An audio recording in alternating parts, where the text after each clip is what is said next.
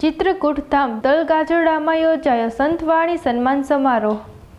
શ્રી મોરારી બાપુ દ્વારા શ્રી પ્રભુદાસ બાપુની તિથિ પ્રસંગે ચિત્રકૂટ ધામ તલગાજરડામાં ગુજરાતના સંતવાણી ભજનીકો અને વાદ્યકારોને સંતવાણી સન્માન અર્પણ કરવામાં આવ્યા।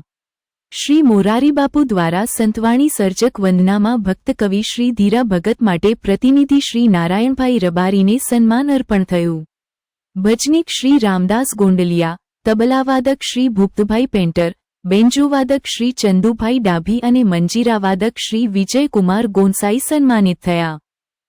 આ એવોર્ડ જે અપાય છે એમાં એક પંક્તિ હરીશભાઈ બધા ભેગા થઈને આ લખી છે, જેને સદાય ભજનનો આહાર। આ પંક્તિ આપણે બધા જાણીએ છીએ કે માં ગંગા સતીની પંક્તિ છે અને સમજવાનું દૂર નથી એ આપણા સૌરાષ્ટ્રનું એક કામ છે। ગંગા સતી, આપ વિચાર કરો કે ગંગા સતી માએ ભજનનો આહાર શું કામ કર્યો? આ ભજનનો આહાર એ ભજનની મોટામાં મોટી વ્યાખ્યા છે।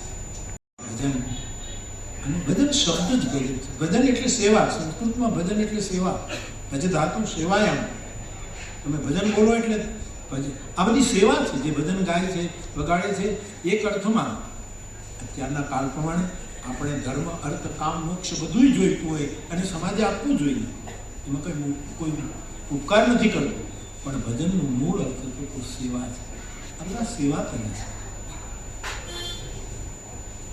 ભજનનું બીજું સ્વરૂપ છે સ્મરણ। ભજન એટલે સ્મરણ। માણસ કોઈના સ્મરણમાં સતત બેઠો હોય એ ભજન છે।